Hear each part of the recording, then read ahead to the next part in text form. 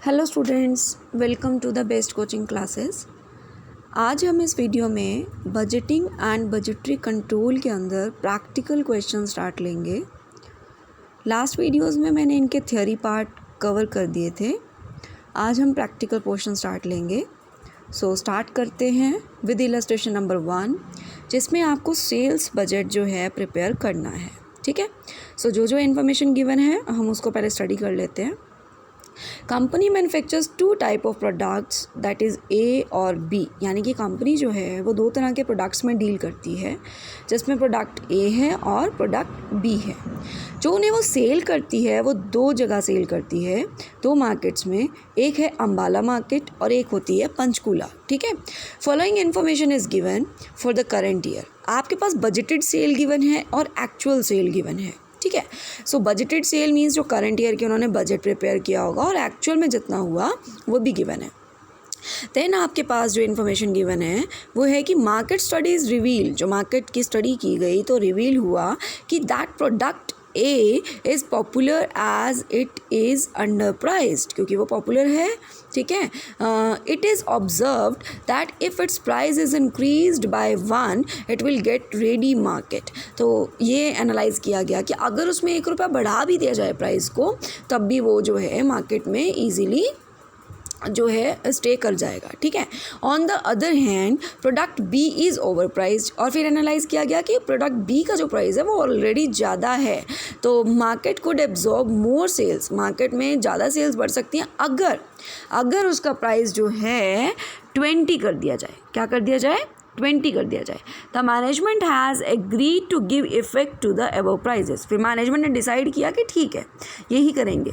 So on the above basis the following estimates have been prepared by sales manager. जो भी ऊपर data given था उन basis पर जो एस्टिमेशन लगाया गया वो क्या लगाया गया कि percentage increase in sales over current budget.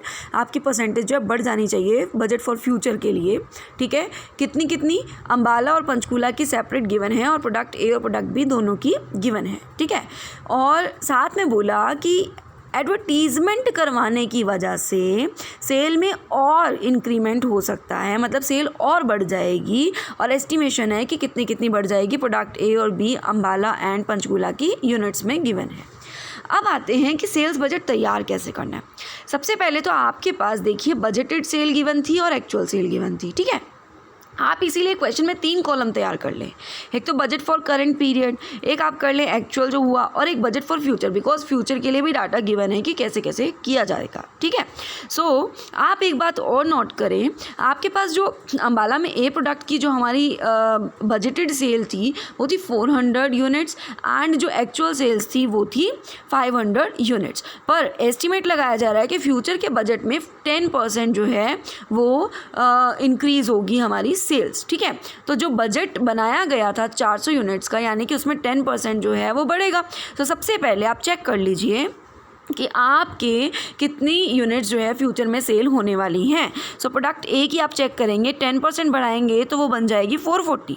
ठीक है, उसके बाद उन्होंने बोला था एडवर्टीज़मेंट कराने की वजह से 60 यूनिट्स और सेल होने की संभावना है, मतलब एस्टिमेट लगाया जा रहा है कि 60 यूनिट्स और एक्स्ट्रा सेल हो सकती हैं। सो 60 और प्लस करें तो फ्यूचर के लिए जो आपकी प्रोडक्ट ए अम्बाला मार्केट में जो सेल आ गई वो कितनी आ गई? 500 यूनिट्स। ठीक है, ऐसे ही आप प्रोडक्ट बी की फाइंड आउट कर लेंगे। प्रोडक्ट बी की जो बजटेड सेल्स थी वो थी 300, और इन्होंने जो बोला था वो बोला था 20% जो है इंक्रीज़ हो जाएगी। ठीक है, सो 20% इंक्रीज़ के साथ साथ जो सेल्स करने एडवर्टीज़मेंट करने से आपकी इंक्रीज़ होगी 40% होगी।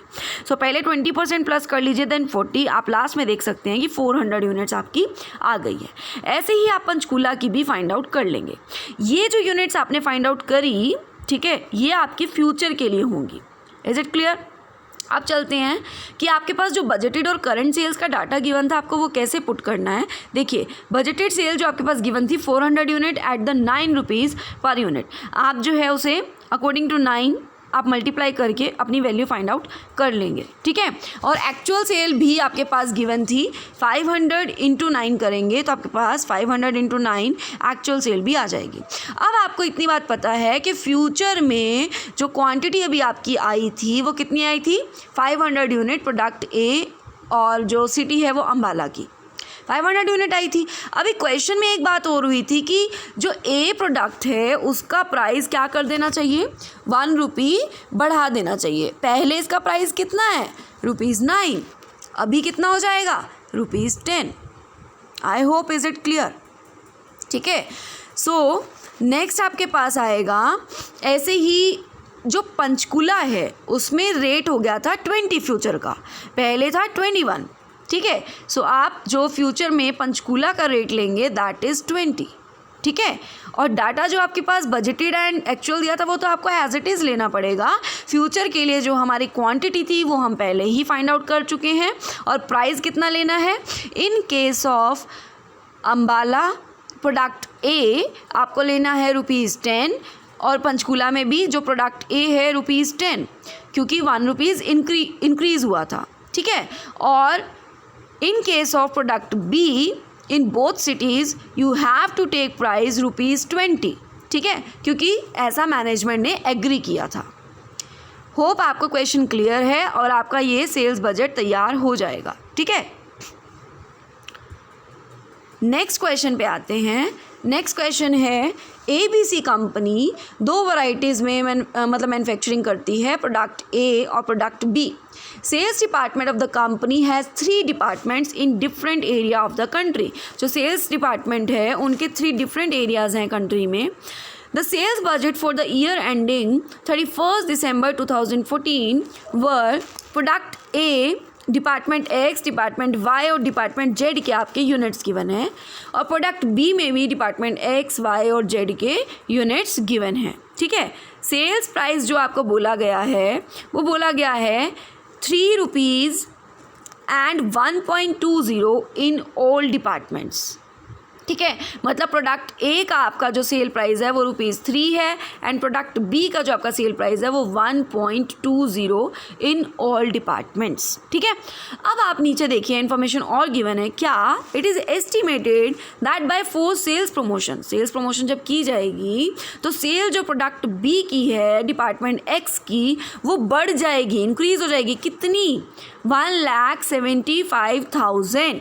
ठीक है, सो पहले आप अगर नोट करें तो आपके पास जो आपकी डिपार्टमेंट एक्स की सेल थी वो कितनी थी, प्रोडक्ट बी की। डिपार्टमेंट एक्स की आपकी सेल कितनी थी, आप नोट कीजिए, आपके पास जो सेल थी वो थी 4 लाख। ठीक है, इसका मतलब अब आपकी वो 4 लाख से बढ़कर कितने यूनिट्स हो जाएंगी, 5,75,000। इतनी बात क्लियर है। चलें आगे। नेक्स्ट आपके पास आता है, it is also expected that by increasing production and arranging extensive advertisement department Z will enable to increase sale of product by 50,000 units. आगे फिर ये बात बोली है कि एडवर्टीजमेंट के ज़्यादा होने की वजह से डिपार्टमेंट जेड में भी सेल जो है वो बढ़ जाएगी। कितने यूनिट्स बढ़ जाएगी, 50,000 यूनिट्स बढ़ जाएगी। ठीक है, सो आप देख सकते हैं डिपार्टमेंट जेड की जो प्रोडक्ट बी की सेल थी वो थी 20,000। सो 20,000 यूनिट में अगर 50,000 ऐड कर देंगे तो अब कितनी हो जाएगी, 70,000। आगे पढ़ते हैं। It is recognise that estimated sales by department Y represent an unsatisfactory target. It is agreed increase both estimates by 20%। इन्होंने बोला कि जो हमारे डिपार्टमेंट वाई हैं, ठीक है, इसमें दोनों ही जो प्रोडक्ट्स में एस्टिमेशन लगाया जा रहा है कि 20% जो है आपके प्रोडक्ट की डिमांड मतलब सेल जो है वो बढ़ जाएगी। सो आप पहले देखें तो डिपार्टमेंट वाई प्रोडक्ट ए के 5,62,500 यूनिट सेल होते थे। ठीक है, अब जो है 20% अगर बढ़ा दिया जाए तो आपके पास 6,75,000 यूनिट्स आ जाएंगे प्रोडक्ट ए के। ऐसी प्रोडक्ट बी में जो डिपार्टमेंट वाई की थी वो थी 6 लाख यूनिट्स, आप उसका 20% बढ़ाएंगे तो अब आ जाएंगी 7,20,000 यूनिट्स। अब आप देखिए प्रोडक्ट ए में जो बजटेड है, जो फ्यूचर के लिए बजट आप तैयार करने वाले हैं, जो क्वांटिटी एक्स की है उसमें कोई चेंज नहीं बताया गया। ठीक है, तो आपको 3 लाख यूनिट्स ही लेने हैं।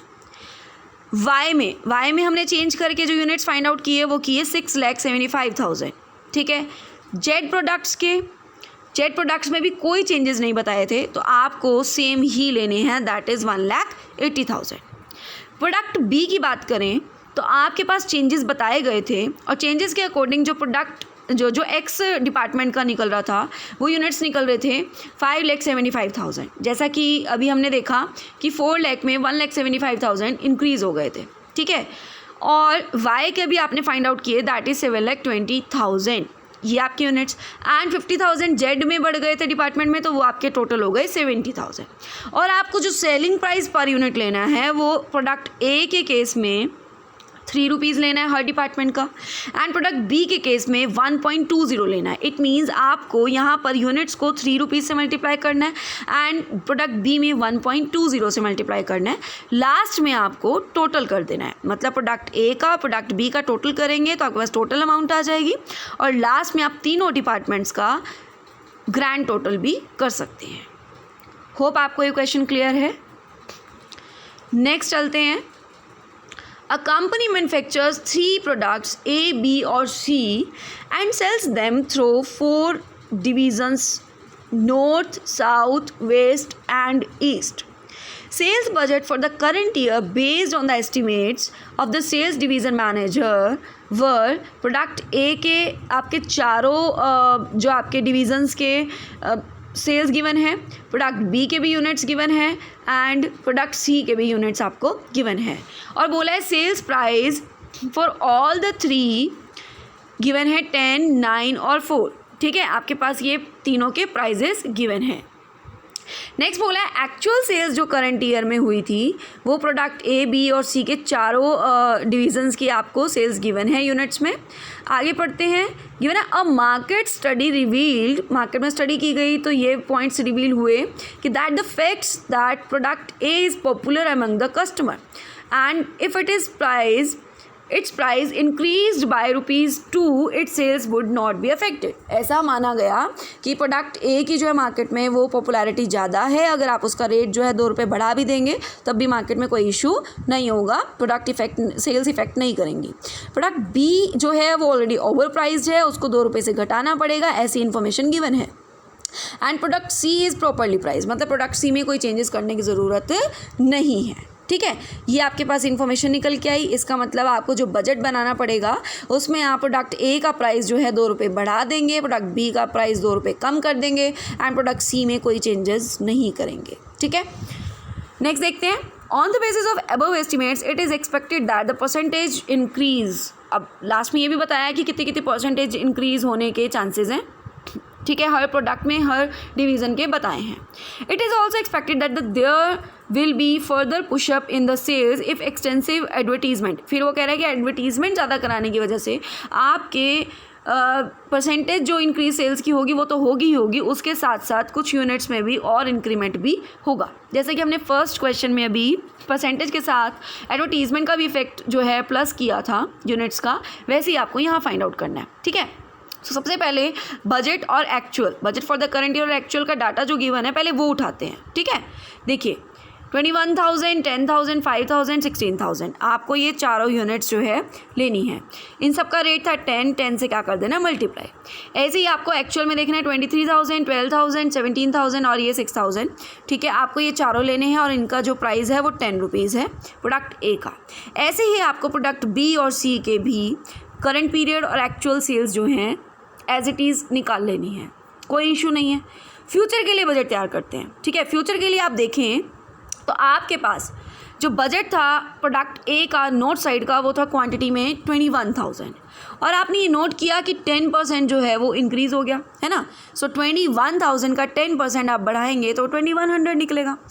एडवर्टीज़मेंट कराने से 900 यूनिट्स और बढ़ गए थे, ठीक है। तो 900 और प्लस करें तो यानी कि नॉर्थ साइड का कैसे फाइंड आउट होगा, 24,000 आपकी क्वांटिटी आ जाएगी, ठीक है। सो 24,000 आप देखें यहाँ पर फ्यूचर में लिया हुआ है। रेट मैंने अभी आपको थोड़ी देर पहले ही बता दिया था कि आपको प्रोडक्ट ए के केस में 2 रुपीज़ इंक्रीज़ कर देने हैं, प्रोडक्ट बी के केस में 2 रुपीज़ कम कर देने हैं। देखिए पहले 9 थे अब 7 हो गए, यहाँ 10 थे 12 हो गए। प्रोडक्ट सी में कोई भी प्राइस में चेंजेस नहीं करने, बट आपको हर डिवीज़न का हर प्रोडक्ट का इंक्रीमेंट लगाकर यूनिट्स में और जो भी आपके एडवर्टीजमेंट के कारण यूनिट्स में इंक्रीमेंट दिया हुआ है वो दोनों प्लस करके आपको टोटल सेल्स फाइंड आउट करनी पड़ेंगी। ठीक है, एक दो और करके दिखाते हैं आपको। देखिए, पहले जो बजट तैयार किया गया साउथ डिवीज़न का प्रोडक्ट ए का, वो था 10,000 यूनिट्स का, राइट। आपके पास कितने परसेंट इंक्रीज़ हुई है सेल्स? 5%। सो आपने देखा 10,000 का 5% इज़ 500, तो वो मिलकर 10,500 हो गया। प्लस आपकी एडवर्टीज़मेंट कराने से कितनी और इंक्रीज़ हुई? 500, तो टोटल मिलाकर 11,000 यूनिट्स आपके आ गए।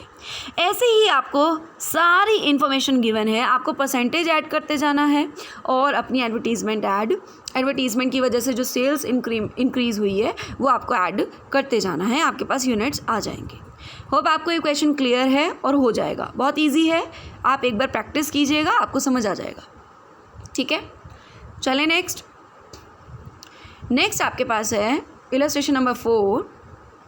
According to the sales department of your company, the sales of the company's product is slacking and budgeted sales of 6 lakh units per year can only be met.